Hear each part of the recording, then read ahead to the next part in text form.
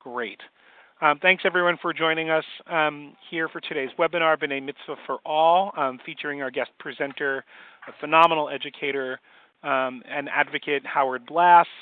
I want to remind you, if you're joining us with any kind of audio on, please remember to mute yourselves. You'll have an opportunity to ask questions, either using your audio or using the chat box, which Howard and I will be monitoring throughout the morning. I think I introduced myself. My name is Les Skolnick here at the Jewish Education Project, if I didn't.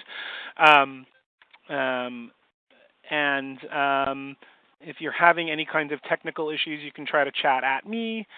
Also, if you go in and hit the green button on the top of your screen, I realize mine is orange, yours is green. If you hit the person icon, that's a list of people in the webinar, and if you follow the arrow, you can change your name so we get a sense of who's joining us this morning. But without further ado, I'm going to pass my presenter privileges over to Howard, who will allow us to get started. Okay, so hopefully. We won't have any issues, but if you need to, you can chat at me. Thanks so much. Here we go. One sec, Howard. Okay.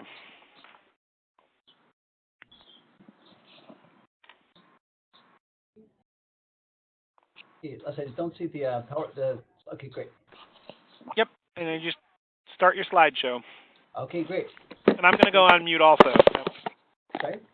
I'm going to go on mute as well. Okay, so I'm honored to have the chance to present today, so thank you. Thank you to Suri and to Les of the Jewish Education Project for their hard work and persistence in convening a group of passionate educators interested in and committed to teaching diverse learners for B'nai Mitzvah. By definition, the work of teaching B'nai Mitzvah is usually one-on-one and a bit isolating. And we often have very little idea of how others are thinking about Bar and Bat Mitzvah and how they're teaching students in general and specifically students with disabilities. We have little opportunity to share and troubleshoot with each other. I would like to thank the network for the valuable feedback they've offered and their input in two recent meetings that we've had, which are now incorporated into this webinar. Finally, thank you to the Jewish Education Project for their support through the Congregational Learning and Ignition Grant. So a few words of introduction. I never intended to reach this age and stage of life and to be a B'nai Mitzvah teacher, but I'm so glad I did. I suspect that many people on this call and on this webinar started teaching Bar and Bat Mitzvah when they were in college or in graduate school, maybe even in high school. To make a very long story short, I got into this field of Jewish special education very much by accident. I showed up at Camp Ramah in New England in 1984, all set to work in the kitchen, and I got rerouted to something called the Tikva program, which I found out was the camping program for campers with disabilities. It was a wonderful accident. I stayed for 5 or 6 years. I got turned on to the whole field of Jewish special education. I went to graduate school in social work and special education, and I proceeded to come back as the director of the Camp Ramah New England camping program for 15 years. I now direct the National Ramah Tikva Network, and I'm proud to say that all 9 of our Ramah overnight camps include campers with disabilities. When I came to New York for graduate school, I continued teaching Hebrew school, and people began to know that I had this area of interest in special needs and diverse learners. And there were always some students in each Hebrew school who just weren't cutting it for one reason or another. I think that sometimes it might have had to do more with the teachers than with the learners, but they began to turn to me. Families of these students were nervous about bar mitzvah when it came down the pike. I began working with students both in Hebrew school and outside of Hebrew school. And in the New York area, I've become one of those people who's sort of a go-to person for families of all kinds of different backgrounds and affiliations. I like to say I work with students with special needs and special circumstances. Our goal in the presentation is to help you reimagine traditional approaches to bar and bat mitzvah, introduce a range of options, as you can see on the slide. I'll say it in a little bit more concise words. I will briefly discuss typical conventional b'nai mitzvah, and then talk about why this approach may be difficult for some of our students and congregants. I will then suggest ways to both make adaptations and accommodations in teaching and in planning a service. But more importantly, I will suggest some very out-of-the-box options. I begin with two images of traditional, or rather conventional, bar and bat mitzvahs. So for a second, you have to pretend that the men on the left side are not wearing tefillin, and that this is a Shabbat morning service where photography would not have been permitted. I will speak later about non-Shabbat b'nai mitzvah options, though I suspect that across movements, the majority of bar and bat mitzvahs still take place on Shabbat mornings. I would like to suggest that the main difference between conventional bar mitzvahs and bat mitzvahs across movements is really quantity and amount. The amount of Torah reading usually that the bar or bat mitzvah boy or girl does. A standard bar mitzvah, bat mitzvah, whether Reform, Reconstructionist, Conservative, or Orthodox, usually involves the young man or woman coming to the Torah, saying the Torah blessings, reading from the Torah, delivering a Devar Torah or speech, and perhaps leading some of the davening. And so what is the difference? What does it usually consist of? Probably anywhere from 3 verses of Torah reading to the whole parsha. And how does this process work? How do we teach kids for bar and bat mitzvah? So by way of a quick review, I'm thinking back to when I was 13, and I went to the Trope class with my cantor. And if you look on the right side, in that square box, it says Mapach Pashta Zakef. This is the system of learning ta'amim, ta'amei hamikra, trope. We're thankful to the Masoretes who added the system of notation, probably somewhere between the 7th and 10th century. These ta'amim, these marks, the pointing, helps us with the tune. It helps us with the internal grammar and with pronunciation, which is a very useful tool.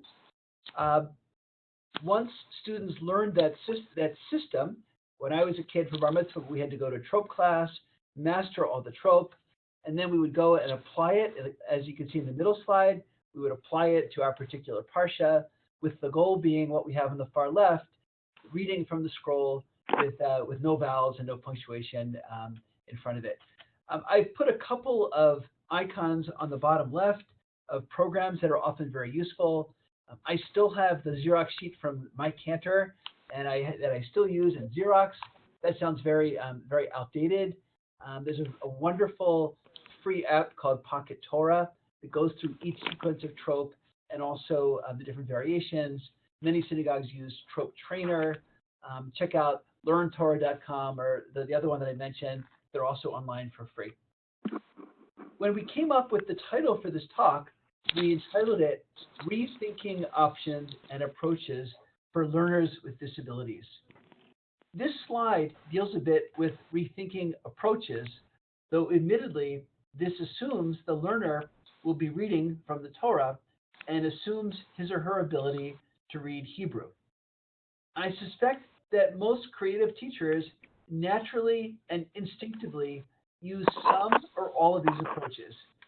On the right, we have color coding, and you'll see that basically it takes yellow, and every time you have mapach, pashta, monach, katon, or some variation, you put it in yellow. Same with merchat, tipcha, monach, katon in blue. So that's one approach, one tool. In the center, I like this very much, this idea of adding up and down lines that point you in the direction of the tune. And then on the left, some of you may have been privileged to attend a synagogue where either the Torah reader got a little extra support or he was learning it on the fly and somebody was cueing him with up and down hand signals. But this can also be a useful tool. I found some kids really like the idea of pointing up and down with their hands. And of course, this is not to be taken for granted. So there are some teachers who are rigid and will refuse to actually make a recording, thinking that the kid has to learn it. I found that, I jokingly say I could figure out the age of the student's father, and also some cases the mother, by how he or she learned for bar mitzvah, whether it was a reel-to-reel, whether it was a record. I was of the cassette tape generation. We've moved to MP3 players, voice. Now I use voice memos and videos, and it's very easy. There's another... Howard, I just want to, I'm sorry, I'm going to jump in for 1 second. I can hear a lot of feedback on the line. If you're using a phone, you can mute yourself using your phone's mute function. That would be very helpful because I'm getting a lot of feedback in my head, and I'm assuming other people are getting that as well. Thanks so much. There's another useful tool when it comes for teaching Haftarah, which I'm sure most people use and think about. Bye. The blessings before the Haftarah have the Haftarah trope in it. And since kids have probably heard this hundreds of times, if you start with what they know and show them how much they know already, and then color code the Haftarah blessings and apply it to their portion, you often feel like they've accomplished a lot even before getting started. Here are some real live examples of color coding from students I've worked with in the past. This is not color coding done through a program like Trope Trainer, one of the other ones, which you can purchase, but a teacher and a student sitting with a pack of low-priced highlighters of all different colors. Of course, it assumes that the student knows how to read Hebrew, but I would tend to dump out all of my colored highlighters and say, pick a color that you like the most, that you want to see a lot of during our work together. And if they pick, pink or blue, we'll go with the most common tropes like Mapach, Basham, and Achkaton. And I think they'll have a sense of accomplishment seeing that once they master that sequence, they see it appears so often in their portion. Now, once there are different ways people go, and again, it'll be fun to have conversation outside of this webinar about what different teachers do. Some people might stick with one sequence and learn that sequence in the whole portion. I find that it's a little out of context, so I'll do that, but I'll also sing all the other sequences and maybe color another sequence while we're in the process of learning the first sequence. If a student can't read Hebrew, can't read well or at all, or perhaps has been advised against learning Hebrew by a learning specialist or neuropsychologist, or the parents tell you it's just too hard, learning English is hard enough, adding Hebrew, oy then, maybe learning to read Hebrew, maybe learning to decode Hebrew doesn't make that much sense. Again, there are definitely people who will disagree with what I said at the top. Transliteration isn't against the law. But I think that many of the students I've worked with, you have a very short hour to do everything, including Jewish content. And I think that I know some people love the process of learning to read Torah. I don't think that that's the most enjoyable thing in the Jewish religion. If I have an hour, I'd rather learn stories and values and history and things like that. And I would say that probably to learn Hebrew as a language, as opposed to just decoding, it probably makes sense to spend significant amount of time in Israel to really learn it as a language. When I do use transliteration, I want to make sure that I ask the student, how does it sound to you? How do you hear Vayomer? I suspect that if you look on the right side, we may have each chosen to write Vayomer differently than this student did, but it doesn't matter. It's how he hears it or she hears it. And it's for that reason that I don't rely on something like a transliterated Torah. Certainly, if you go to Navigating the Bible at bible.ort.org, you can get the entire Torah portion by portion. It has the Hebrew. It has what it looks like in the actual Torah. It has the translation and transliteration. You could cut and paste exactly how the conventional transliteration goes, but I prefer to have the student kind of run it through his or her head. How do you hear it? They'll even write it out or type it out. It kind of reminds me of invented spelling when you're teaching young students how to write. If you look closely, I love this what the student on the left did. You just see how much hard work went into writing this out. He really enjoyed the writing process. But if you do it by typing, you have the option to change the spacing and to change the font. Other students might choose to really divide up the words. Maybe put one phrase on a line, or a whole sentence on a line. Here's a student I think is just totally awesome and brilliant, though he also had language-based learning issues. This is a student whose parents were really worried that he wouldn't be able to learn how to do any Torah reading at all based on his language-based learning difficulties. But he had a tremendous gift, one that I don't have. He had the gift of perfect pitch. And what was beautiful about this, as we wrote out the words the way he hears it, he started putting these up and down lines. So, and he was able to replicate it each time. So he was really, inventing Trope.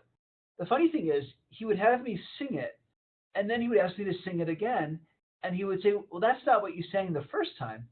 And I looked at him kind of incredulous and said, you know what? He could hear the difference, the subtle difference. He was so musical. So maybe it was time to get a more musical teacher. But that really worked for him, making up these up and down lines. Thank you to my colleagues at Gateways in Boston, many of whom are on the webinar. We'll be hearing about their work in a few minutes in the presentation. They have used the Mayer Johnson picture symbols in their teaching. If these symbols look familiar, you may have seen them in their wonderful Haggadah, done jointly with Berman House, and you'll be seeing this in some of their other soon-to-be-released publications. It's a very creative way for learning Torah blessings. And I want to give credit to colleague Sarah Simon in Washington. I came across this in her publication, in the publication Bar Bat Mitzvah Preparation for Children with Special Learning Needs. She's identified these 34 sight words which come up over and over and over again in the Siddur. And I always tell students that the Torah is the same way. How many times do we see Vayedaber, Adonai, El Moshe?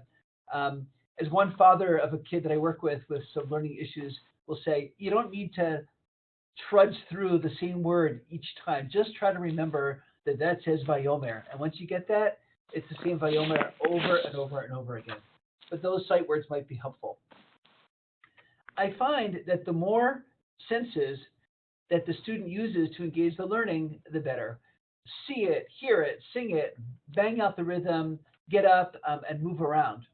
I would say that the most sort of extreme and memorable student I worked with was a student named Max many, many years ago. And I always say that if somebody would have walked into the lesson and seen me in action, they would have probably questioned my sanity, or maybe would have praised the creative thinking. I don't know. But essentially, Max, we would write out in Transliteration in very large letters how it sounded to Max. And then we would stand on his furniture and we would go to the top of put it as a banner around the top of his wall. And he would stand up and he would bang out the rhythm. We'd each have a set of drumsticks and we would bang it out. And it was almost as though the more outrageous it got, the more into it he got and the more he learned it. So I would just say that just remember there are so many different ways to get to the goal. So this is all fine and good and wonderful, but what if none of these methods work? What if learning to read Torah is the wrong starting point? And I'm sure each person on this webinar is probably thinking of plenty of students that you've come across that you think this just would not, that anything I've suggested so far just would not work. What if we encounter students and learners for whom this is just not the right way to go? What if learning to read Torah doesn't make sense? I'd ask you to stay tuned, we'll get there. Some examples, there are many students for whom this standard conventional bar bat mitzvah doesn't work. It involves standing up in a very public place at a very long service. Might not be the best idea. So I've just quickly written a few examples. You could read along with me to yourselves. Cognitive and learning issues, visual, auditory, processing issues, attention, emotion, sensory, mobility, communication, family issues.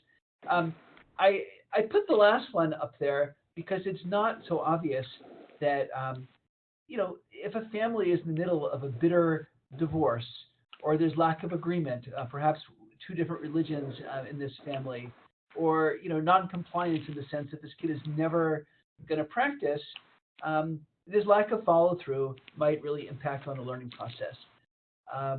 it's important to keep in mind that everybody can celebrate becoming bar or bat mitzvah. I'm sure this is something that we all believe in our kishkas.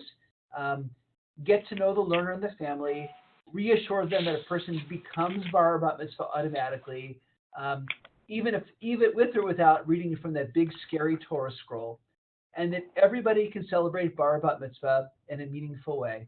And sometimes parents just don't buy this at first. And I sometimes take this to the absurd extreme. In other talks, I've made a slide of a kid in his pajamas under the covers. And I'll say, even if you stay in your pajamas under the covers on the day that you turn 13 in a day, you still become bar or bat mitzvah. There's no certificate needed, no membership card.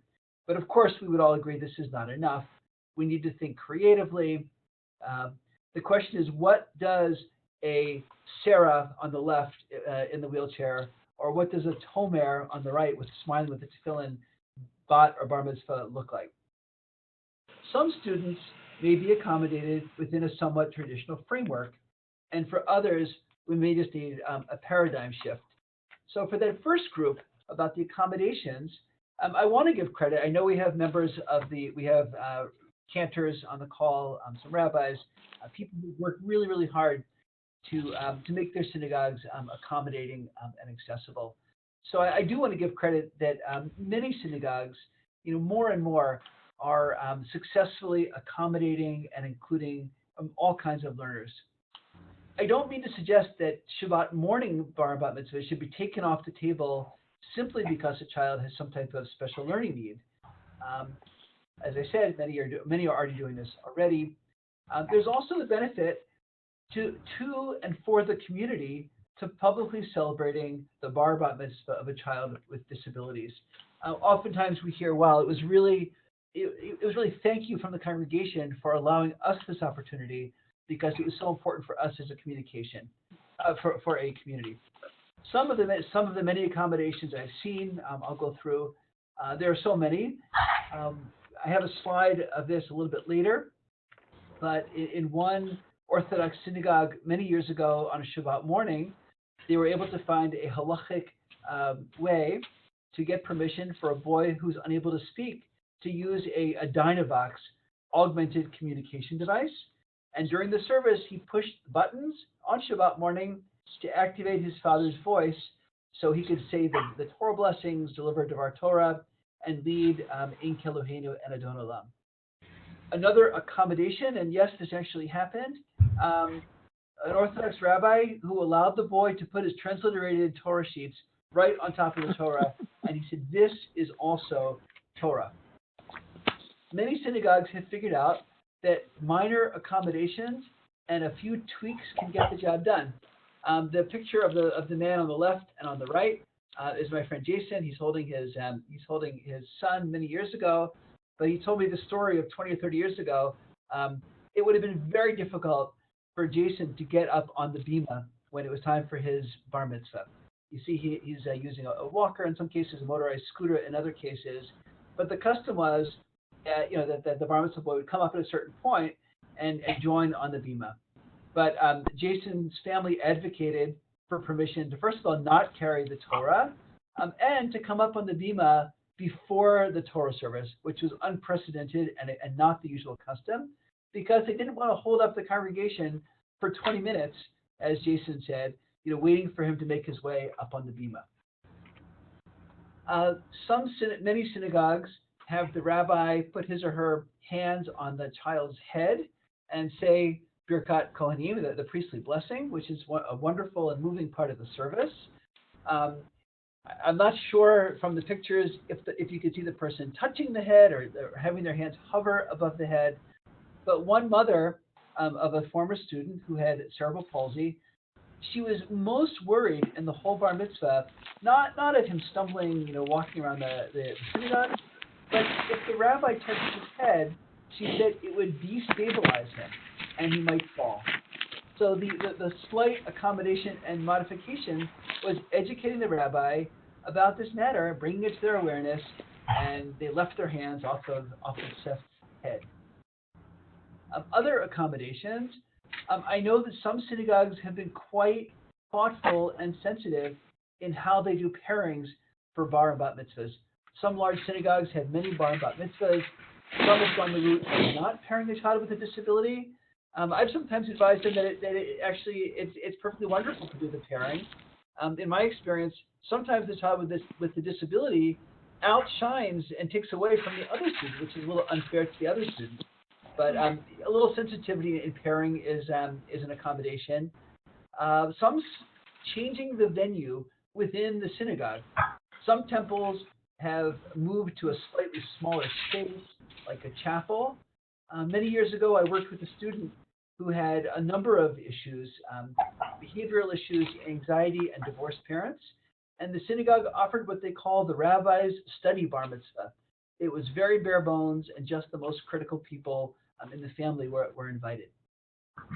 Some synagogues are open to abridging the service, being sensitive to attentional issues and just the length of the service.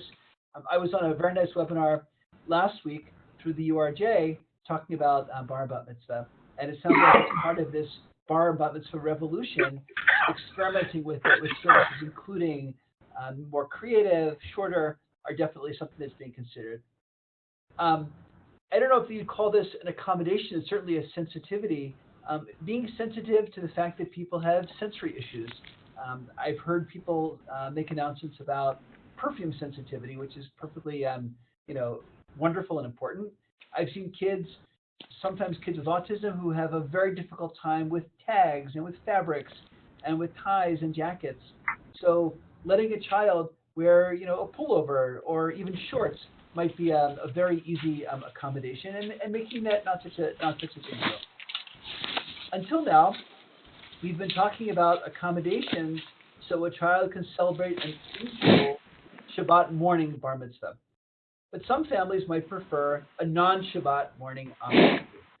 So a few examples, and again, I'm sure most people have thought about these. If you look, the student, she was a camper of mine at Camp Ramah. She's wearing the Mickey Mouse ears on the left. Her name is Alexa. Her bat mitzvah took place on Purim, which happened to fall on a Sunday that year. It's very hard to take yourself too seriously when all the guests are dressed as Crayola crayons or Ninja Turtles or Mickey Mouse or Minnie Mouse. It just created a very relaxed atmosphere, and it also allows the option to read from the Torah, or from the Megillah. I love the fact that our country, we're coming up to Memorial Day. Our country celebrates federal holidays on Mondays. And when they're not on Mondays, they're on Thursdays, like Thanksgiving. What a wonderful option. A lot of regulars tend to be away. It allows for the use of microphones and technology, even in synagogues where that wouldn't be allowed on Shabbat. The reading is oftentimes very shorter and it's more relaxed. Rosh Chodesh is a great option. Several times a year, Rosh Chodesh falls on Sunday, so we don't have issues around technology. I once worked with a wonderfully sensitive Orthodox rabbi in Manhattan, and he so sensitively suggested the Sunday of Hanukkah. And I looked at, how did he know this was a good option? And he explained that the reading for Hanukkah, as many of you might know, is from the portion in Bamidbar called Naso. And the reading for Hanukkah is, it looks like you're doing a lot of reading, which you are, but you're basically saying the name of the offerings brought on that day and who brought it, but it's the same list, just different people. So it's a very patterned reading, and it could be a good option for someone to learn. So these have all taken place in a synagogue, or in a synagogue for the bar bat mitzvah. Sometimes it's worth considering taking it out of the synagogue to a different venue, a more relaxed venue, where it's more familiar. The two pictures on the bottom on the left show a camper of mine from Camp Ramah in New England celebrating bar mitzvah in a place that was so familiar to him. It was outdoors. It was in front of the lake. We have a beautiful covered area outside called the Merpesek Gedolah. We've celebrated a number of bar mitzvahs at all of our Ramah camps for kids in our Tikva programs. And I know that there's precedent in Orthodox camps for families trekking up to camp on the day that the boy turns 13 in a day to celebrate his actually becoming bar mitzvah. On the right, We have pictures of Jake at what the family renamed Camp Jake. There's a camp in Connecticut called Camp Getaway. And the family essentially made what was like a destination wedding, but they made a bar mitzvah. And what was so lovely about this, by the time the service took place on Shabbat afternoon, all the guests were really comfortable with each other because they spent the morning doing zip lining and tug of war and swimming and doing scavenger hunts together. That everybody was just very relaxed, even though it started to rain outside and had to be moved in at the very last minute. Everybody was very relaxed. I've also, just as an aside, there are beach communities that tend to be more relaxed. Over the years, I've worked with students who celebrated bar mitzvah on Fire Island. If you're not from New York and you don't know where that is, look it up. It's a wonderful island, accessible only by boat, and there are no cars. Everybody rides their bikes. It's a kind of a long, narrow island with a beach on one side and the bay on the other side. And there is a conservative and an Orthodox synagogue on the island.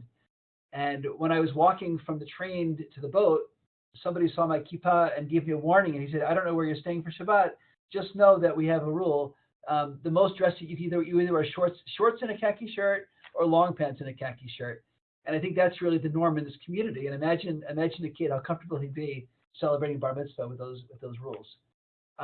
Let's not forget Israel. Not only is it meaningful and a good value for the dollar, there's so many meaningful options. If a child loves nature, think about Ne'er Kidumim. If you like history, there's no shortage of options. So sometimes we still need to rethink the options. Despite the best of intentions and accommodations, there are situations when this conventional service where the Torah is read is not the best option. So, what do we do?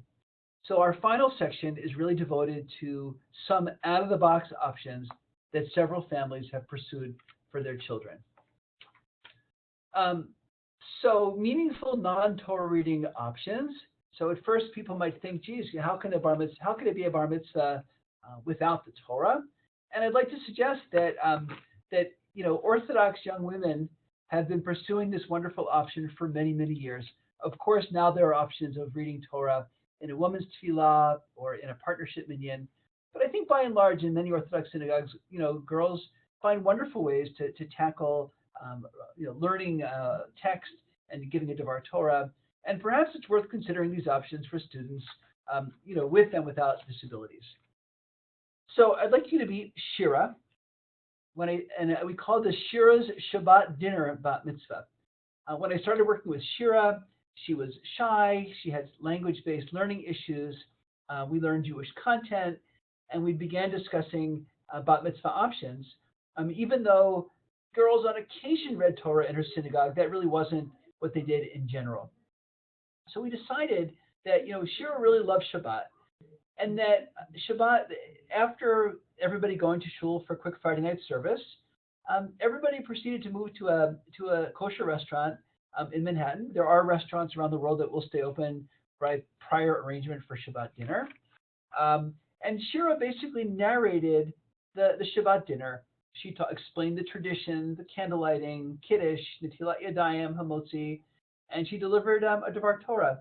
And now Shira is an adult. She runs marathons. She works in early childhood education. And I believe she looks back really fondly on her bat mitzvah experience because it was so meaningful. Now let's meet Lisa. Though she does not appear in the photograph, you see that there are people walking around an art gallery.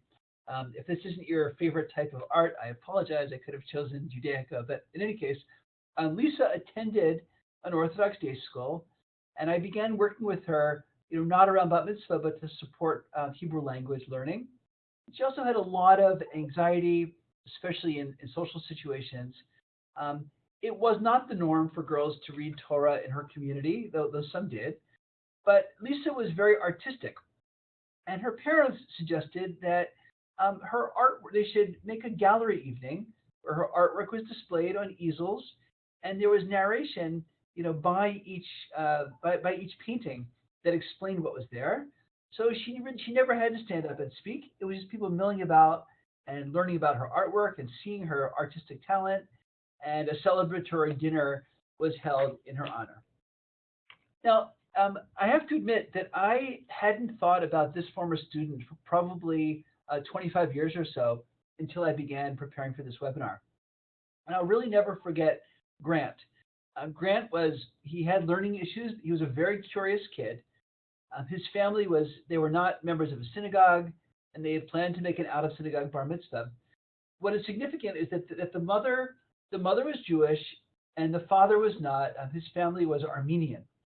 And the boy sensed that neither side of the extended family really got along or really understood the other part of the family and their experience. So this very smart young man realized that the one thing they had in common was their immigrant experience and the experience of having gone through genocides and holocausts in their respective family histories. So off Grant went to Ellis Island with his early version of a video camera and made a documentary highlighting what both sides of the family had in common. And it was extraordinary. And I really think it had a lasting effect on how these families now saw each other. We've just looked at 3 creative non-Torah reading options. I would now like to turn our attention to students who, for lack of a better word, I'm calling, I guess, more extreme cases. Students who are minimally verbal, or students who are nonverbal. But I suspect that some of this might work as we find different paradigms for all kinds of different learners.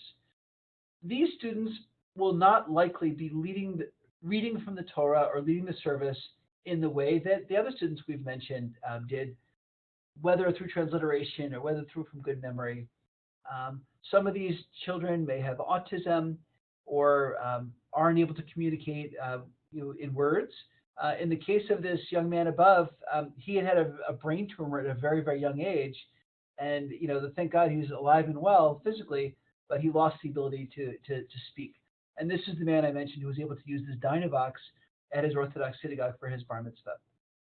Tackling the issue of B'nai Mitzvah for nonverbal students actually came at the request of members of our network. I really want to thank Les and Suri because we really let this be a group process.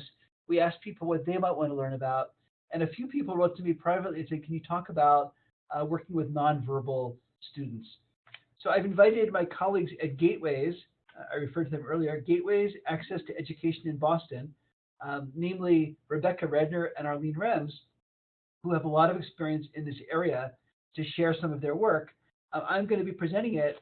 I apologize in advance. They sent me some beautiful, beautiful slides, but due to space, I needed to then go back and take out the color and make it less beautiful visually.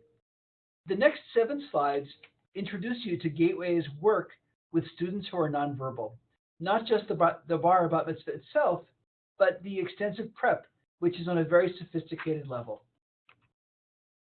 So what can a nonverbal child get out of this? Some students will only appreciate a bar bat mitzvah at a very basic, concrete level, maybe the music, the touching of the softness of the Torah, being the center of attention at the service and at the party. Some students appreciate it on a much deeper level, the idea of growing up and maturing and mitzvot responsibility, connection to their ancestors. What's important is discovering how the child connects most meaningfully to their Judaism. No matter what, as it says, a student gains all of those different things, the skills, the stronger connection, experience. So the question is, where do we start? Where to begin? So as our colleagues point out, the first and most important thing is having a can-do attitude. Not asking, can this kid have a bar mitzvah, but how can we make bar and bat mitzvah a positive and meaningful experience for the child and for the family? So of course that starts with getting to know the family. How does he or she communicate? What are they like in terms of observance? What are his interests? Just the same engagement you would use with any student. Of course, being flexible. Of course, we're going to need to change the approach as we get going. We're going to need to think out of the box. Our starting point and our ending point certainly will have changed in the process. Embracing trial and error. Every student is different. There's no one right way to do it, and don't get discouraged. And of course, remember that you're not alone.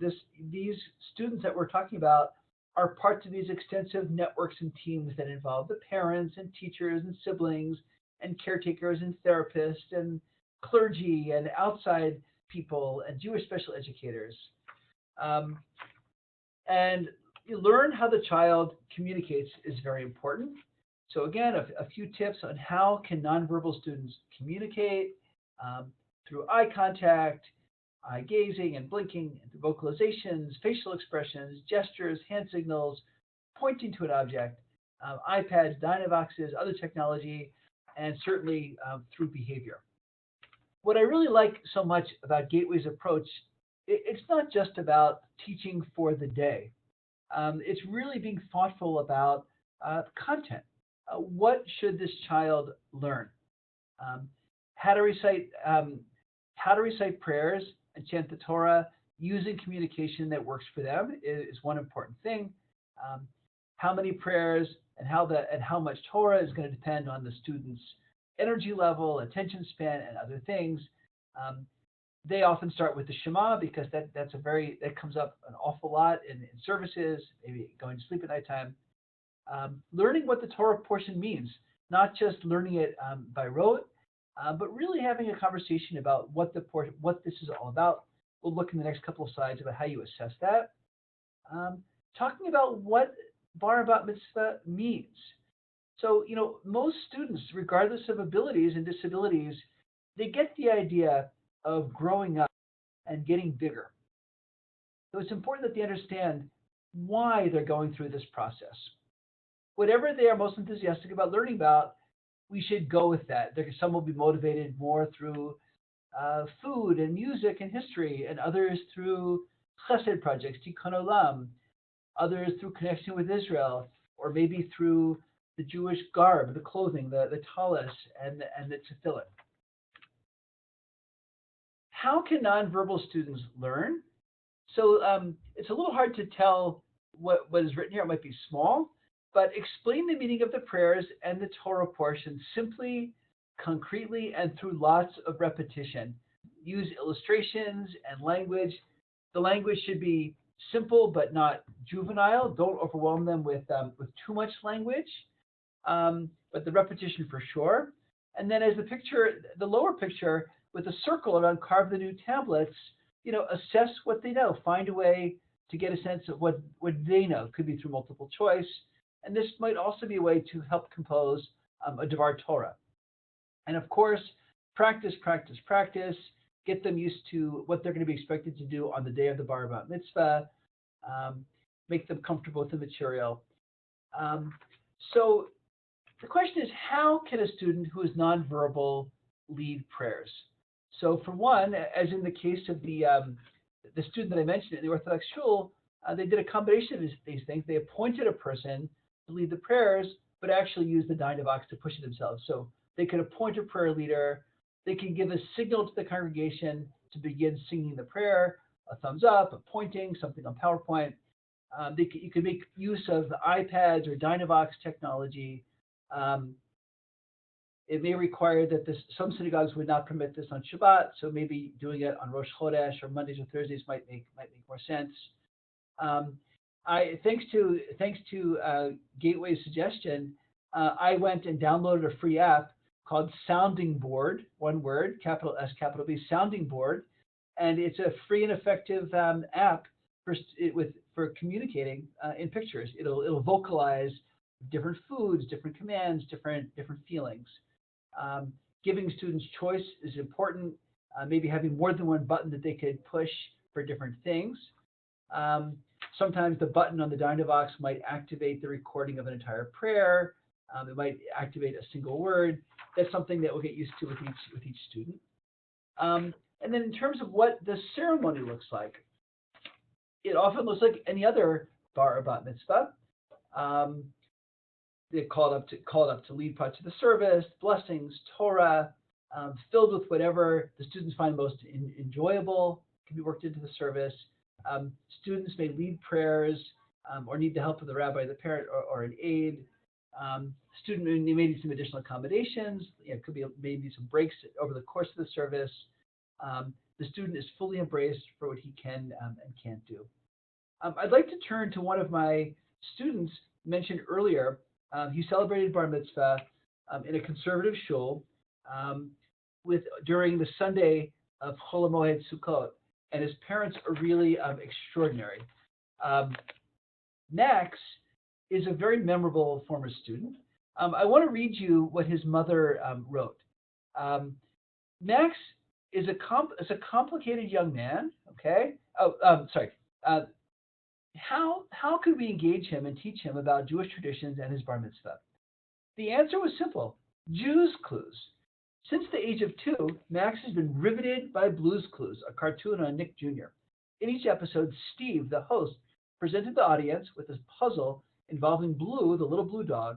To help the audience unlock the puzzle, Blue left behind a series of clues which were marked with a paw print. He puzzled over Blue's 3 clues and attempts to come up with the answer while drawing the clues in his notebook. So every participant at the bar mitzvah received this yellow booklet, which was the prayer book essentially, and a couple of colorful crayons. Even then, Max began walking around with a notebook in his hand. Wherever he went, he would bring in his handy-dandy notebook and write words and clues with a crayon or pen.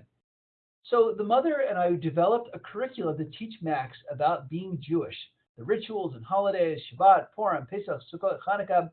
We designed 3 clues for each holiday and would have him experience those clues by using visuals, books, music, dance, and reinforcers. He was crazy about challah and French fries, and Mom had them prepared for our lessons and reinforcers.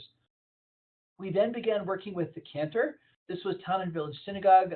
Cantor Sheena Postman and Rabbi Siebert were wonderful. Engaging Max was difficult, but by using instruments, he would strum the guitar, play the drums, and sing along with cantor. He was able to learn simple songs and melodies. I have to add, I think that the cantor was really wonderfully comfortable with him. He was most fascinated with how her songs reverberated on her vocal cords, and he would touch them and really, really enjoy it through feeling her singing. At one point, we were worried if we were even going to be able to get Max to come to the synagogue. Once we brought him there, he actually started getting excited about opening the ark and singing with Shana, the cantor. Max began meeting with her in the shul and getting more comfortable with every aspect of the shul, inside and out.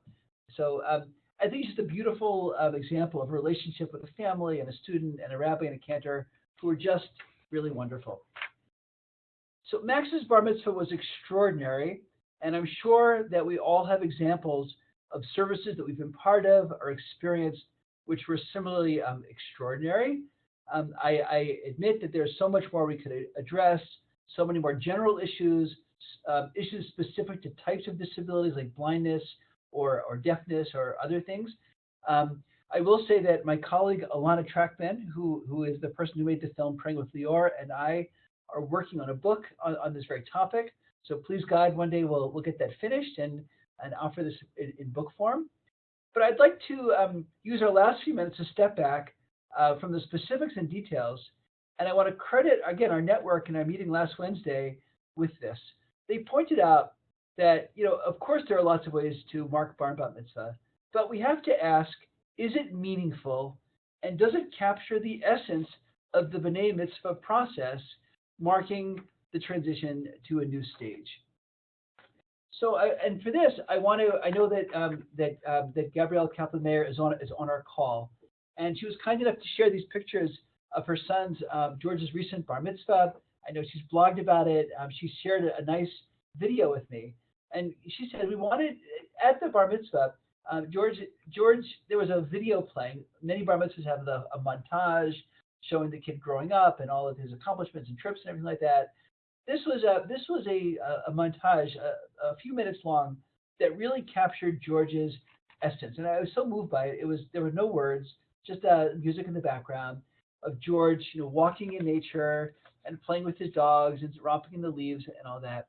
And she said we wanted his bar mitzvah to be a focus on his spirit and soul. Showing the video of George out and about in nature did so much in terms of allowing people to see George as a whole person, even people close to him. When he's at large family gatherings, it's overwhelming. So to conclude, before we take a couple of questions, I'd like to end of course, with Gabi's beautiful slide, and with two very modest reminders and goals for the bar mitzvah process.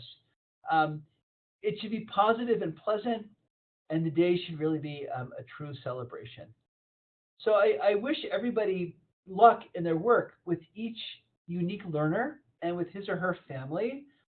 Judging from the number of people on this webinar and who've been coming to be part of this network, I think we're really onto something. I think this is a really, really relevant topic. We're all facing this, from Los Angeles to New York to Georgia. We're facing this. And let's continue to share our practice and our tricks and our suggestions, and join our network, join networks in your community. Let's turn to each other. And I want to say thank you and ask if there are any questions in the time that we have left. So I'm going to suggest, Howard, can you hear me? Yes, I can. Okay, so I'm going to suggest that if people have questions, that they take a moment to chat them into the chat box. If that's not going to work, I can also unmute everyone, but I think that might be more challenging. So if you would just want to take and chat them in, we can go about it this way. The only issue is the silence. I'll take this moment to thank Howard for his dedication and for bringing his expertise to such an important topic. When we began creating a network for practitioners involved in preparation for the B'nai Mitzvah process, from intake as early as kindergarten or third grade, depending on your program, all the way up until the post-B'nai Mitzvah teen engagement process, we really began to think about who are the people that we really need to engage in our networks and our conversations to really bring their expertise and their practice to the forefront. And Howard has been instrumental in making that happen for us. And we couldn't be, Suri Jackness, my partner in this, and I couldn't be more appreciative of the work you've brought to all of this, Howard. So thank you, and thank you for continuing to beat the drum, because this is a soapbox issue of mine and many others, and I'm so glad we can continue to raise the game and to elevate. I'm seeing a question about working with older individuals in group homes and assisting them to bring them B'nai Mitzvah, and what experience you might have with that, Howard. What a wonderful, I've never thought about that, but it seems like, sort of combining what's done in communities around adult bar mitzvah, a group process, as well as, I'm thinking in Camp Ramah, in our disabilities programs in Tikva, we found that our service is probably the model service for all of camp, for one reason. It's very musical, it's very participatory, it's very multisensory. So I wonder if maybe the group of interested people, learning, a handful of prayers together, and through repetition and through movement and through singing, and then maybe being able to present, to present that, leading a service as a group, and possibly learning Torah in the way that we described, or acting out parts of the service, acting out the stories in the Torah potentially. I'd be happy to brainstorm. You're welcome to call me or email. We could talk it through. But thank you for the great question. There's a question here about working with children who are deaf, or are hard of hearing, and what you could do during the ceremony to make those kind of accommodations. So you know what? So I would say I have not personally worked with students who are deaf, but I do know some resources, and I'd be very happy to share that if you email. That was beyond the scope of this talk, but it's an important one, and I definitely can share some resources with you. Howard's email address is listed. If you're only available and hearing this by hearing this on audio and not on your screen, it's Howard Blas, BLAS, as in Sam, at hotmail.com. And yes, to the presenter who asked about the presentation being available, we are both recording this, and Howard, I'm guessing you might be willing to share your slides? Absolutely, of course. Thank you. Any final questions or thoughts?